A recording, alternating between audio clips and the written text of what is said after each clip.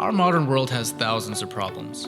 Now, one doctor offers 4 formulas that rethinks how we do therapy, how we do medication, and how we see the world.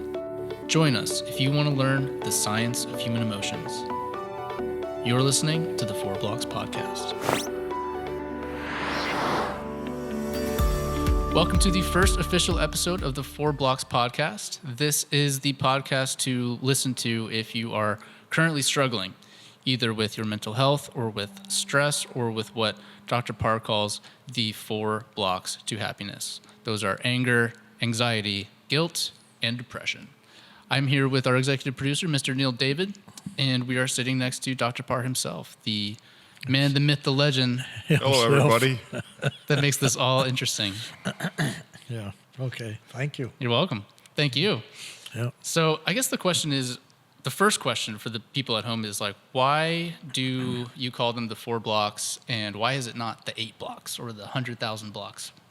Well, after some 50 years of seeing clients as a psychologist, over and over again, people would come in and state their problems. And then what I saw was, no matter what they stated could be boiled down to really 4 things, not 8, not 10 or thousands. But they would come in often and say, Doc, I have hundreds of problems or thousands.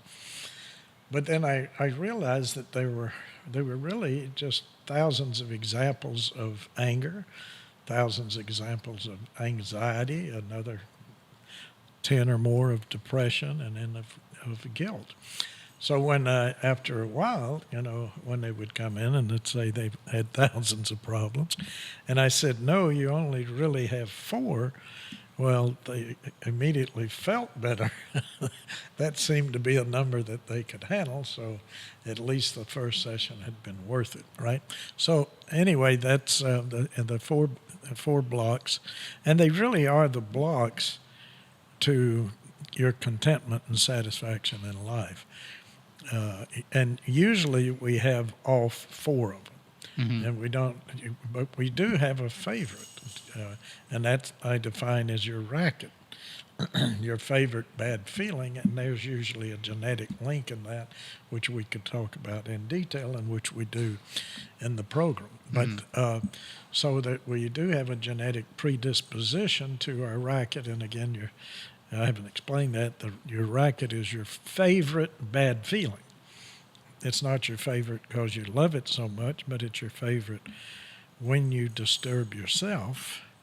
That's the one you choose most often, right? So out of the 4, anger, anxiety, depression, and guilt, you can rank order those major blocks in terms of how you personally experience those emotions, okay? So I just have a question for Neil, because Neil just spent the last 10 years turning Dr. Parr's work into a video course for people online, and I just wanted to say, what was your racket, and what were you dealing with that made you want to bring this to other people?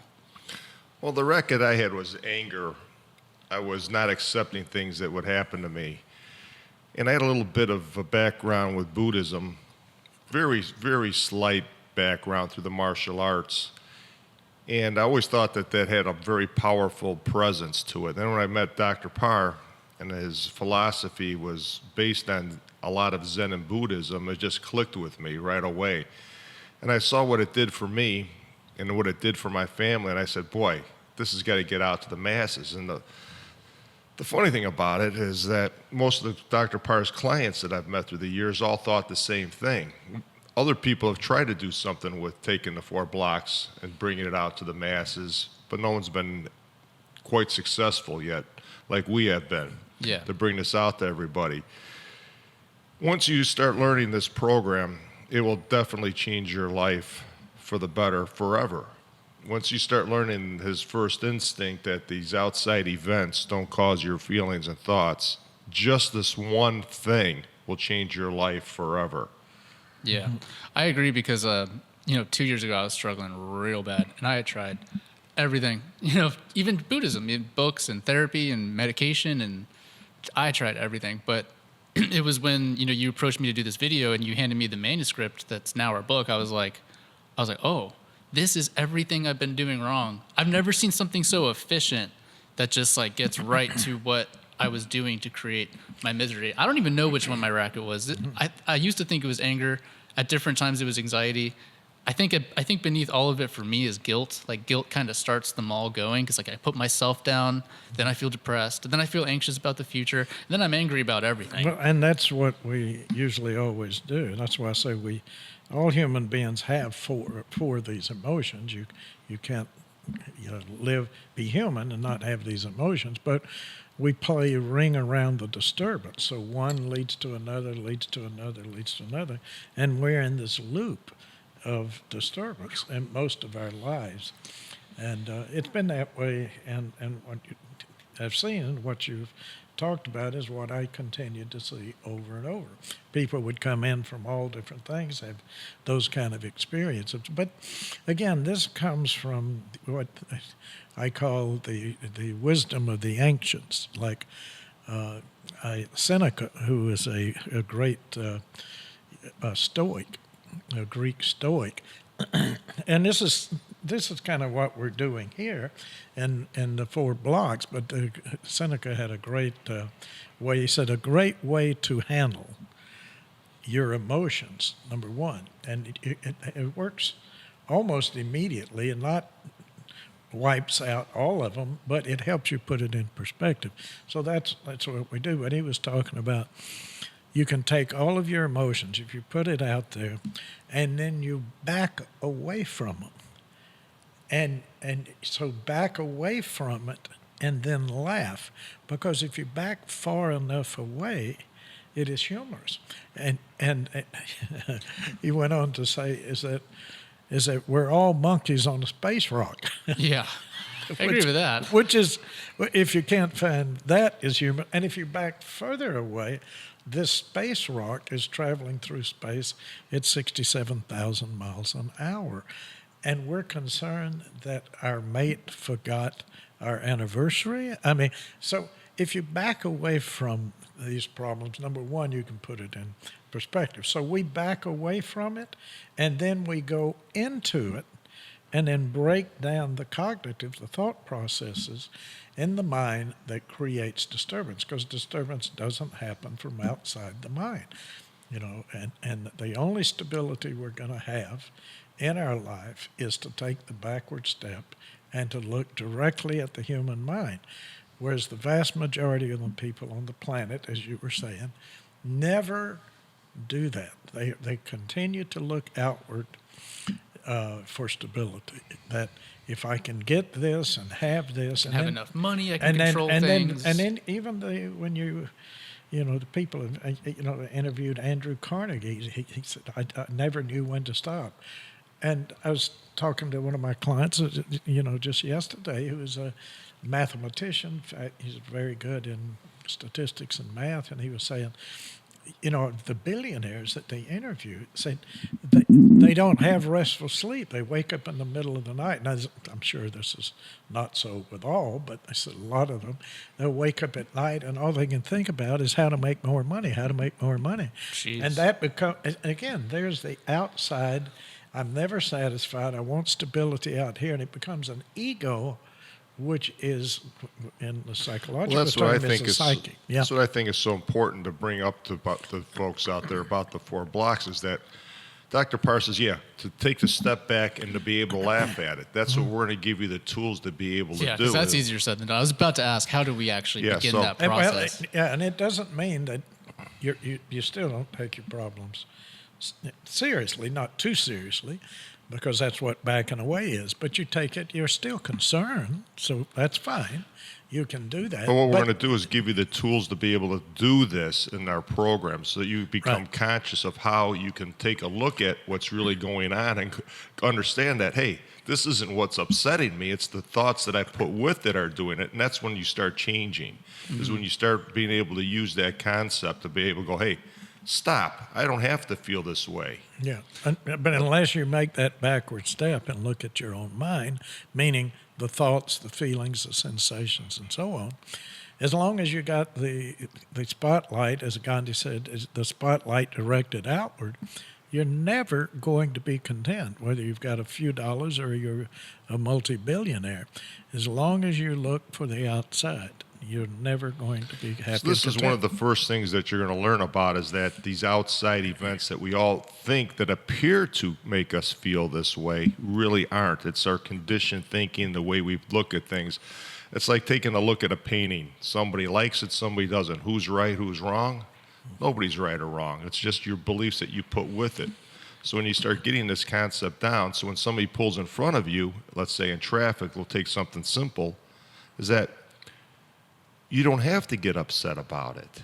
Yeah. You can catch yourself when you start feeling that feeling of anger take place. You go to the acceptance that, hey, how many times am I going to be inconvenienced today? Probably quite a few. You get used to being inconvenienced. That's what we're going to help teach you in the 4 blocks, is that these inconveniences are now an option of how you want to feel. When you start having this option of how you can feel, guess what takes place? You're happier more than you are sad, because now you've got the tools to pick. What do I want to feel?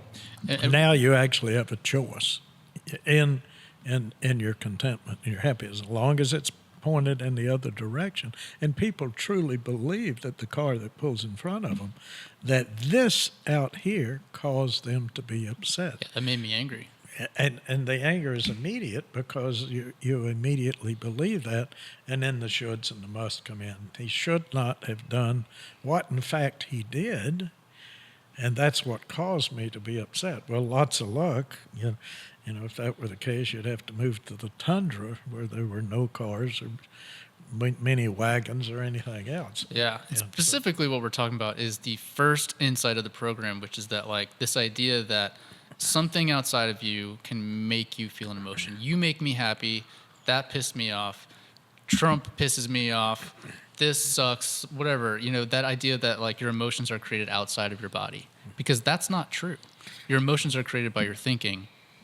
Yeah, that's 60,000 Yeah, sentences. once you start buying into this is when everything changes. This is what's the beauty of the 4 blocks. We get right into this. This is one of the first things that you're going to learn in the program, is about how this works. And it sounds really simple, but, like, listen, your ex-girlfriend has never pissed you off. Or your present one. Yeah, or your present one is your girlfriend, your wife. They've never made you mad. Your make neighbor, you mad. your neighbor, his barking dog, traffic, your boss, your children. You know, it's all mind stuff. As long as you believe it's outside. The first insight, by the way, is that you create and maintain 100% of your thoughts, your feelings, and your behavior. Right? 100%, not 90%, 100%.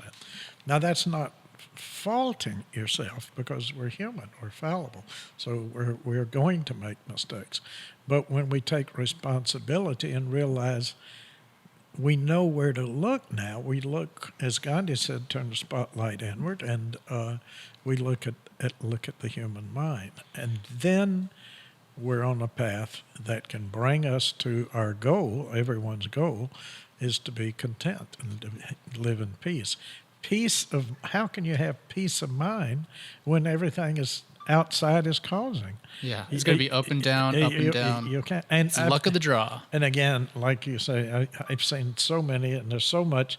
There's a lot of good things out there in words and sentences, but there's also a lot of nonsense and all the crap and quote psychology and philosophy and religion and everything else, and we're very confused. Well, which one of these? Where do I go?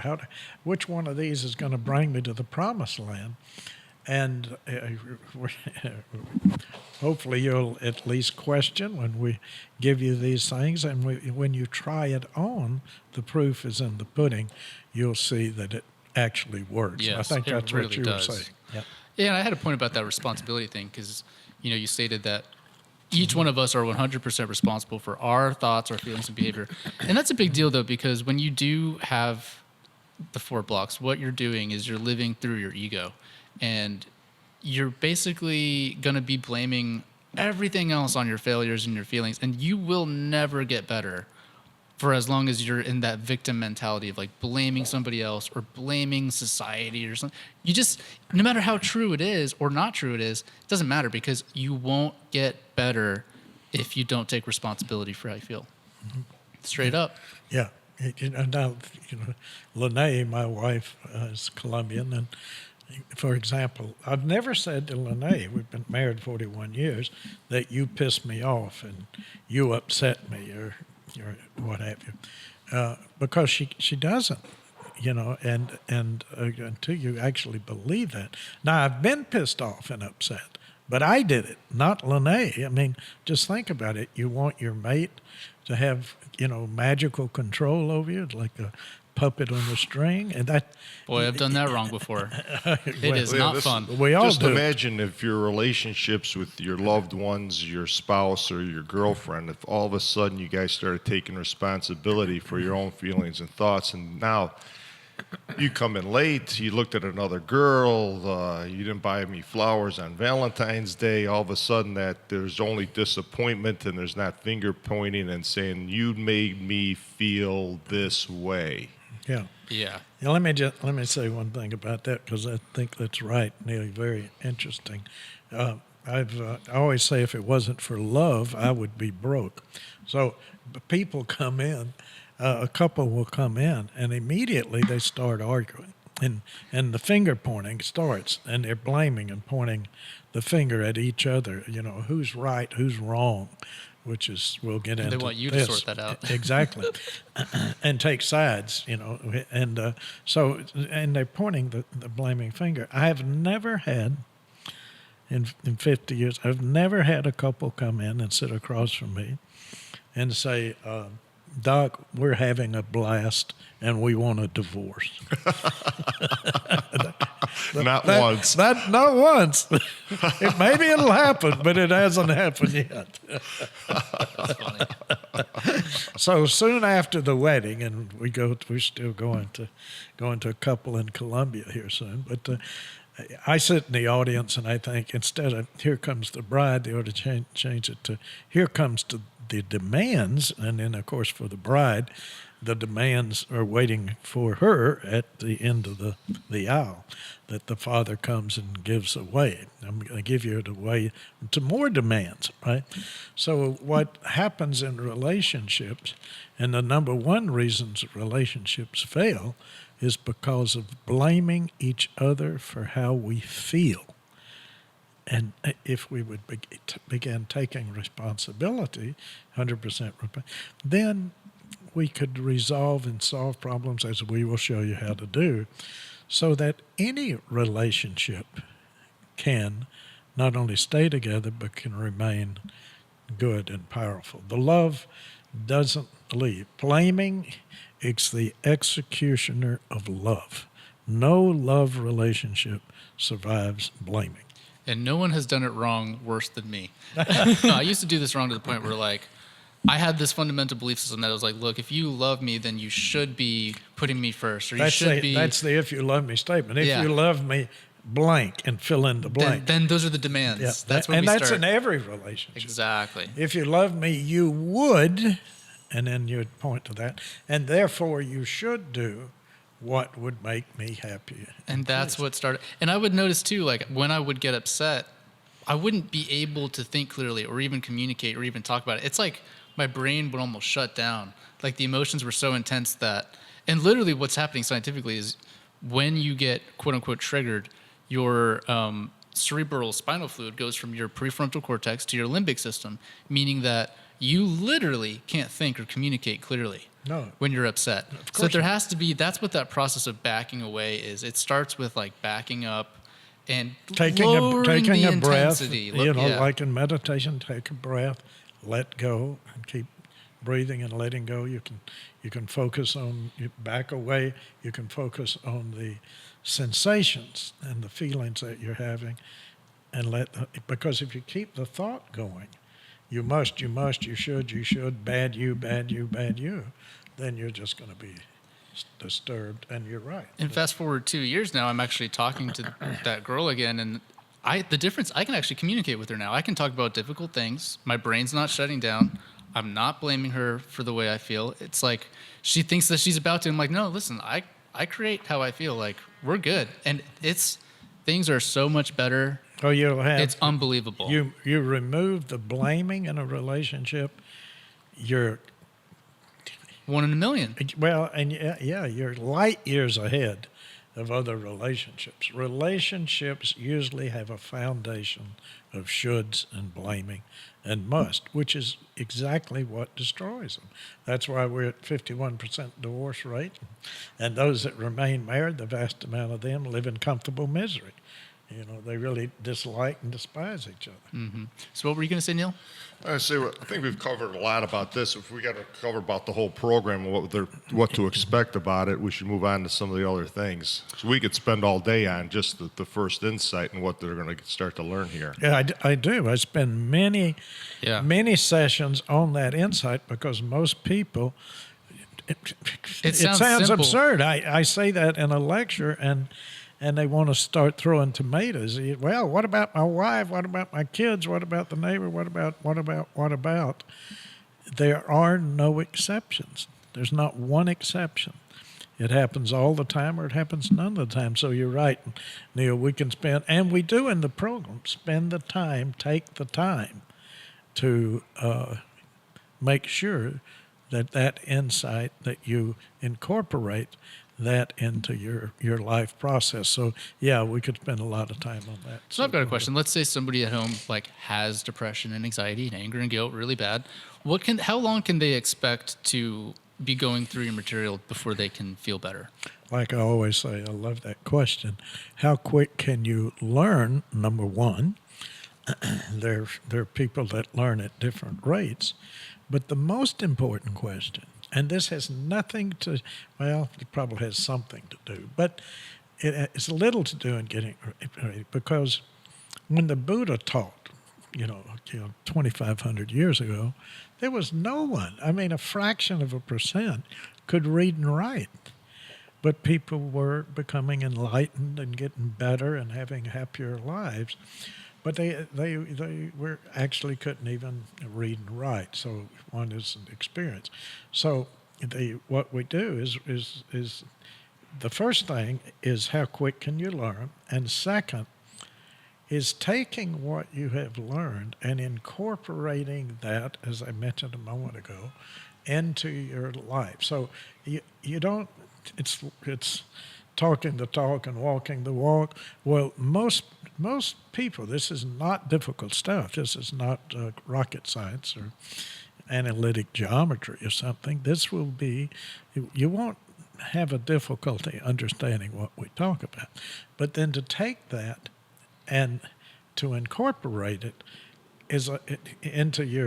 literally into the cells of your skin and body, that is the difficult part. And I've seen people that are great teachers, that are very knowledgeable, and they can actually teach what we're talking about, and yet they're basket cases because it's like a disconnect.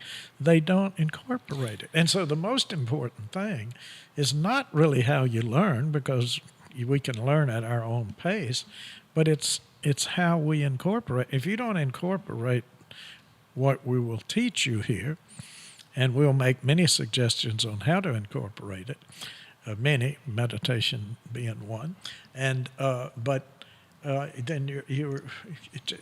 depends. How quickly can you do those two things? And by the way, it's daily work. Yeah. I do this every day. I continue to do it. I read. I continue to do it every day. And this is why we made this program, is that so that you can do this as a daily practice. Exactly. You can listen to it in the car while you're driving. You can listen to it while you're working out. And at night, you can share it with your family. So most people, as soon as they watch this, they do feel better right away. Right. That's what I've found in most cases. And the more you practice it, the faster it becomes like your skin. It's all of a sudden, it'll become like a habit. But it's not a destination like a cure. It's like when we say better, it's like the negative emotions are less intense. They don't last as long. They're not like 100% gone instantly. You're not going to have like instant enlightenment here. But it was exactly like you said for me, where I've understood this for a while, but actually getting better took more than just learning. It took serious discipline. Well, that's why we call it practice. Yeah. Yeah, practice means daily. I mean, you see Yes. people go to the gym 5 times a week, but they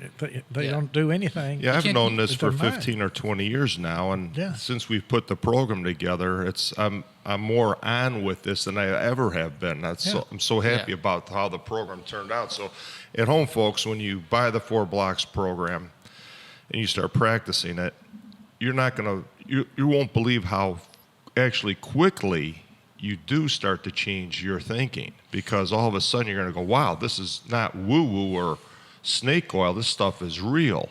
Yeah, and we'll give you like 10 major red flags to flag your irrational thinking. And the more of that irrational thinking you do, the more disturbed and the more miserable you're going to be. So you have really 2 paths.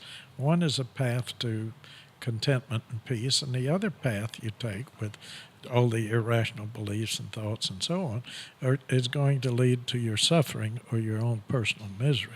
So the key here is how to keep you on that path. And what you were mentioning a minute ago, Stat, is you don't have to get to the end of this path.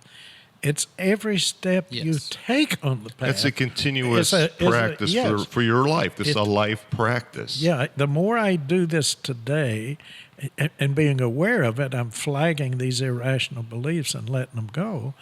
I continue to feel better percentage of the day. Now, if I'm doing all these other irrational beliefs that, I can't stand it, it's horrible, it's awful, and something's the matter with me, I'm no good.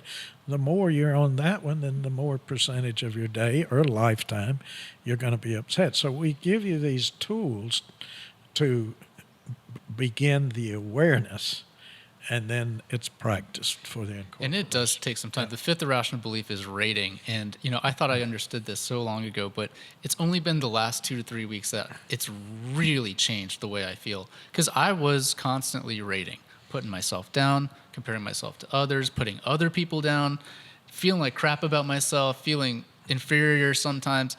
And it was just like, And how are you going to get peace of mind that way, Stan? no. That's the problem, is that everybody today, just about 99.9% of the people are rating, judging Yeah. every moment of the day. One of the key sentences we'll talk about, it's actually a sentence with 3 words: awareness without judgment. And if you did that with yourself, others, and the world, you're, again, miles and miles ahead, light years ahead of the irrational that walk the planet, largely. Like yesterday, we went to a Bob Seger concert. Yay. And I got to the Bob Seger concert. I was outside the Emily Theater, and there was a line very long to get in the place. And I've noticed how my mind went to to discomfort. Like, I don't like lines and crowds. Yeah. So Inconvenient. This is, when I ask people in an audience, how many of you like standing in a line? No hands going. So what I did was I had the awareness of what I'm telling myself, and I shifted it to, hey, this is all part of the experience. Buy into it. Wonderful. Get into this experience. I'm hanging around, look at everybody, start interacting with other people in the crowd, and guess what? It was fantastic. And that's what we mean Went by away. the 2 paths, too, because you could have chosen to be miserable. Yeah, you could. I hate standing in line. This is just such a pain. I should have stayed home and, done whatever. But you got into the experience, and that's the key in terms of incorporate it. You jump from listening to the dialogue to the experience. Now, this is something we will go into more and more and more in the 4 blocks. Whatever we tell ourselves in our mind about reality is not reality. Reality cannot be put into words. It has to be experienced. And now that was a great thing you did right there. You got right into this moment. And if we did that more and more and more, instead of dialogue about what we think reality is, so the words and sentences are illusions. Mm-hmm.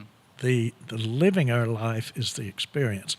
And those are 2 aspects of the mind that we'll spend a lot of time talking about. Yeah, I mean, the story in your head will bring you to every mistake and embarrassment you've made in the past. And the story in your head will bring you to all your fears about the future. And neither of those things are existing in the Present now moment. now. Yeah, exactly. It's like you're wasting your life away. Which most people do. That's why I wanted to bring this 4 Blocks program to the masses, because this is the only thing that I've found that will really help change mankind. I'm not just talking about helping people in the United States here.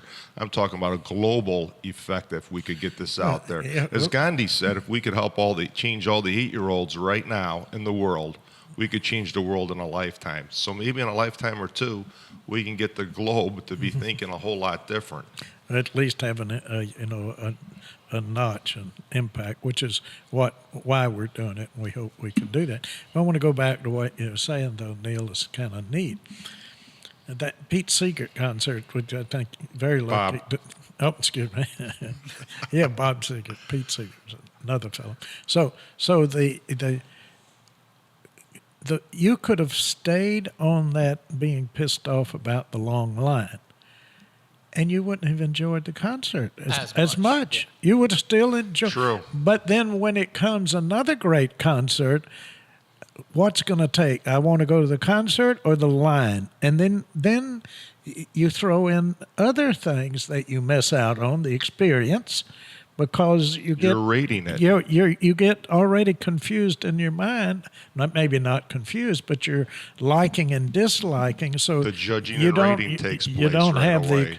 you limit your experience because of displeasure that you've created in your mind. Yes. That's a very good point. I have something to say about awareness.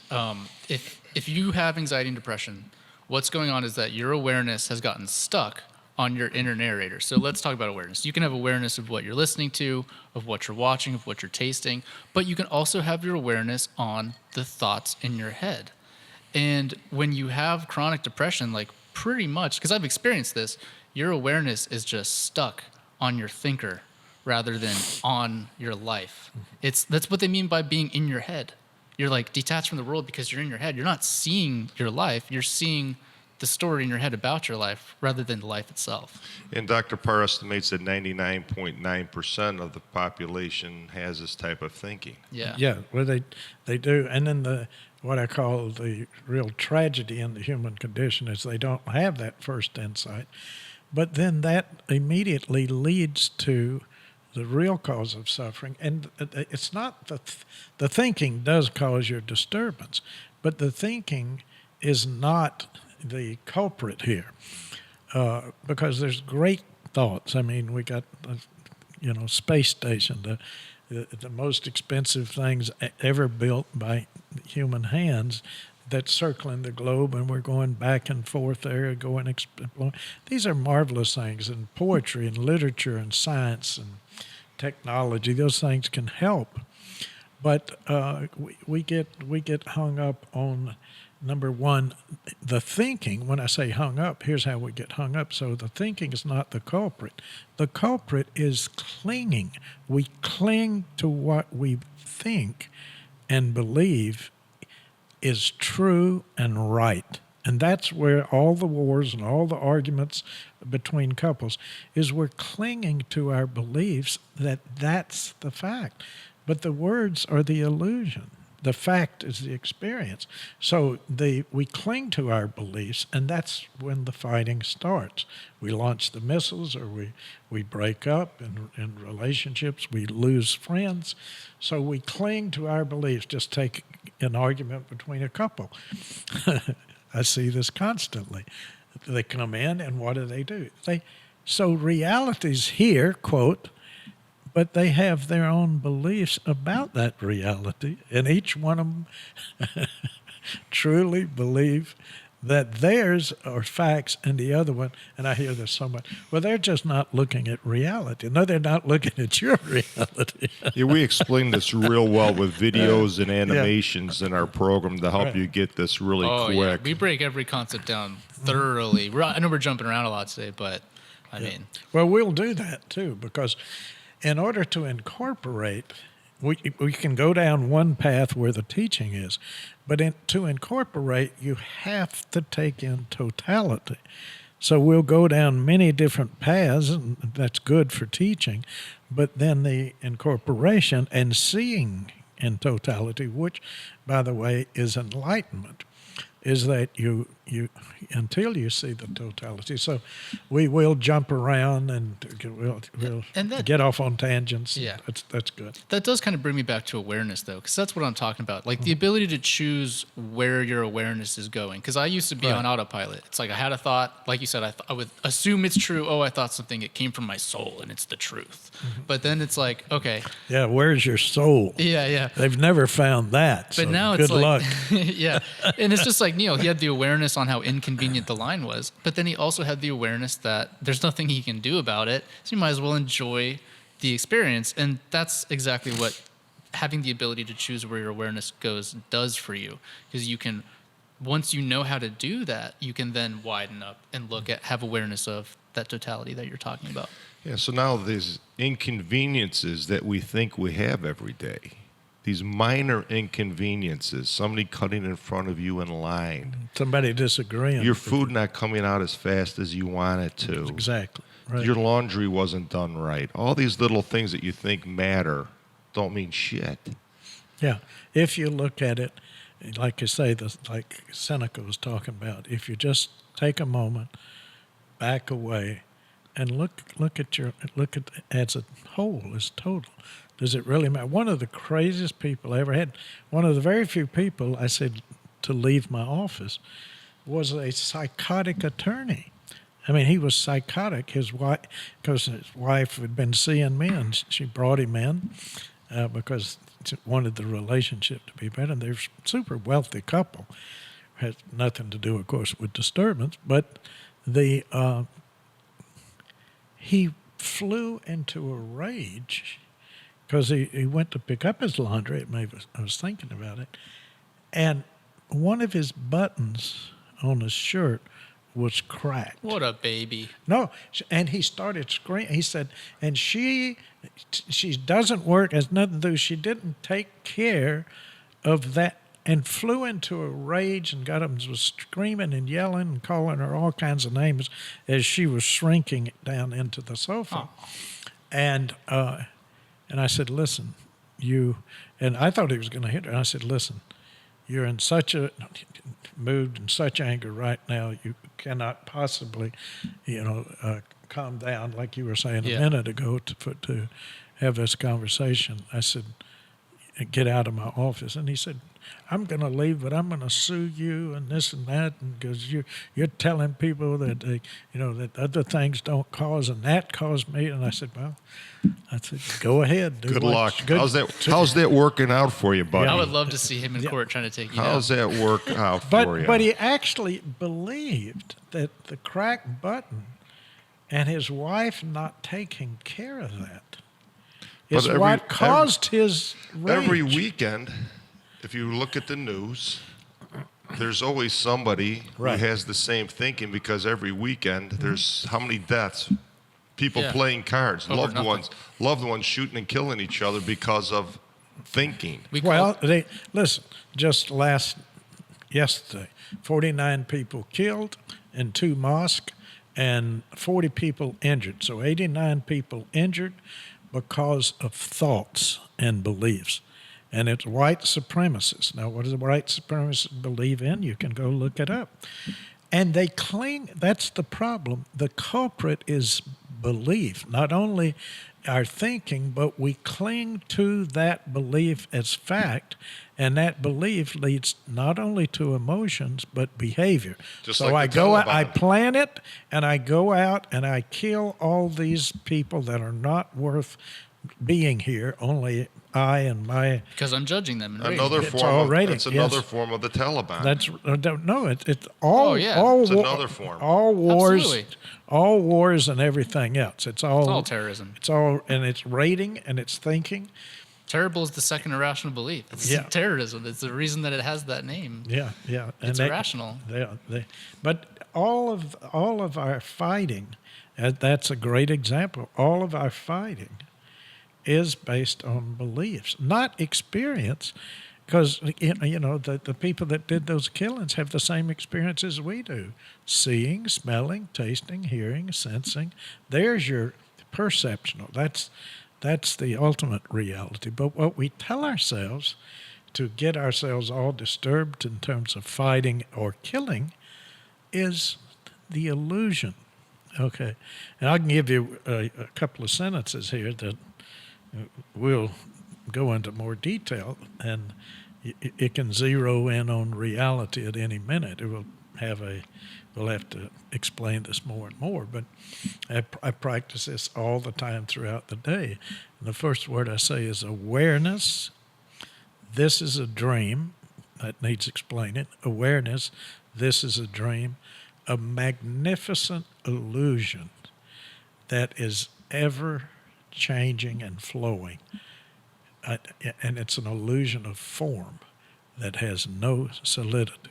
Now we'll go into that because that is and that helps us incorporate, because what we see is like a dream. These forms, me, you, the building, whatever, it's constantly changing. It's not steady. It's coming and going, coming and going. And so are our beliefs, our feelings, and what have you. We watch the flow of this. It's a magnificent illusion. Give it a second and this too will change. It appears real, but we know that it not only is changing, but as Seneca said on that, we're all,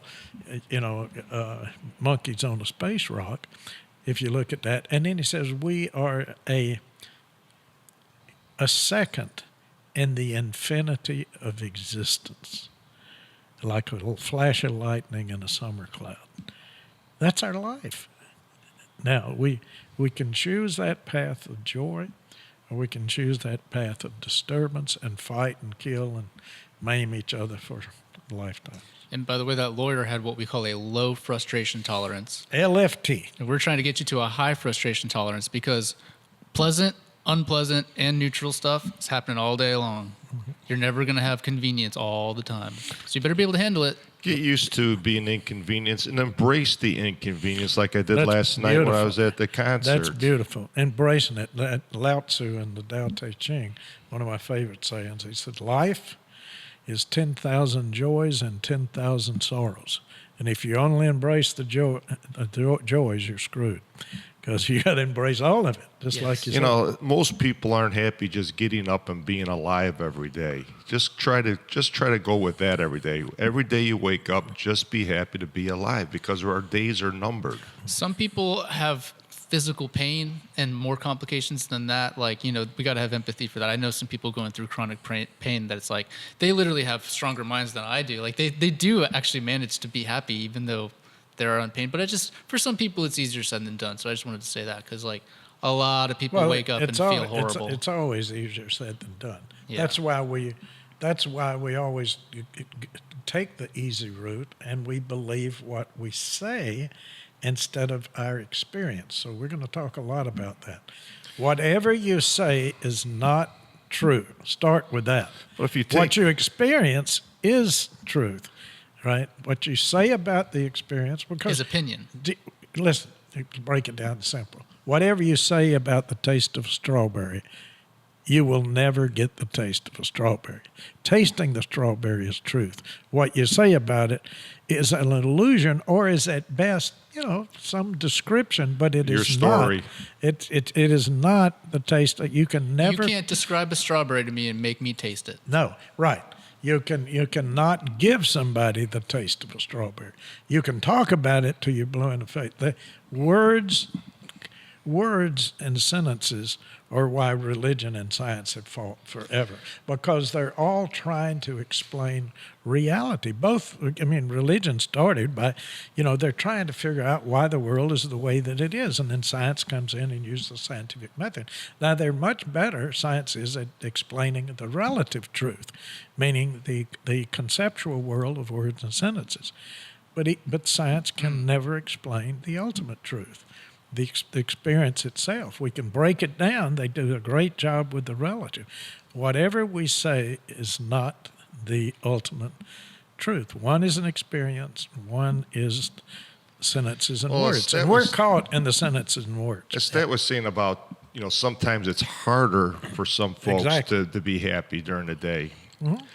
It is until you start learning our program. It appears that it is harder to do because you're rating and judging the And situation. you're listening more to the dialogue. The dialogue is what keeps you disturbed. Like I've been suffering from arthritis for about 6 months right now, and I'm starting to feel it creep into some of the other breaks I've had through my wilder days.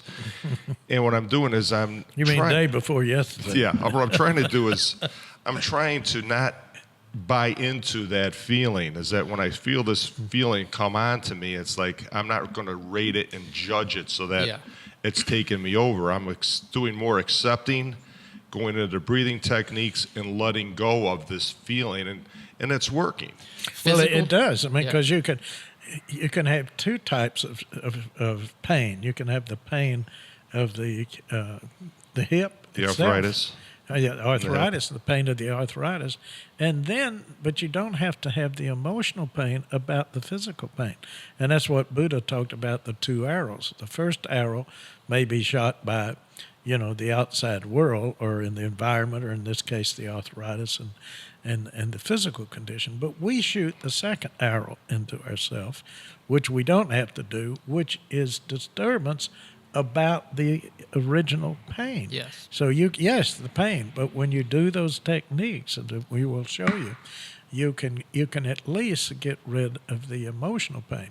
So that way we accept things as they come, but you don't have to like them, but you don't have to be disturbed, which is worse. You can have the pain and be disturbed. You can have the pain or not be disturbed. I'm going to jump into just a moment here to the meditation part of our program. Is that this is what you'll start learning in the meditation, is not to have this woo-woo type of chanting meditation. What we teach you is that these breathing techniques is that when you start having these type of feelings, is that you're able to let these feelings go. You're used to doing these breathing techniques. You have a thought or pain that enters your mind, and you're not clinging to it. That's the advantage that you start to learn. That's what I'm using, is that I'm not clinging to this thought. I'm letting it go. You're watching the change in the pain itself. And when you do that, when you look at the mind, what you see is that all things, thoughts, feelings, sensations, come and go. They constantly come and go, and they will. Okay. Well, yeah, guys, if you absolutely need more right now, just go to the4blocks.com. That's the number 4blocks.com, the4blocks.com. I'll put it on the screen. We got a whole curriculum. All of this is laid out in order. Meditation is chapter 5. And the whole point of the meditation is to give you that practice of like, how do you uncling from an individual thought and back up for that wider view. But we'll get to that, chapter 5. But anyway, the4blocks.com. Stay tuned to this channel. We have a lot more podcast episodes coming out every week. And I got tons of videos coming your way. So stay tuned, guys. Hopefully this was helpful for you at home. Stay unclinged. And remember, you are dreaming. That's right. Okay.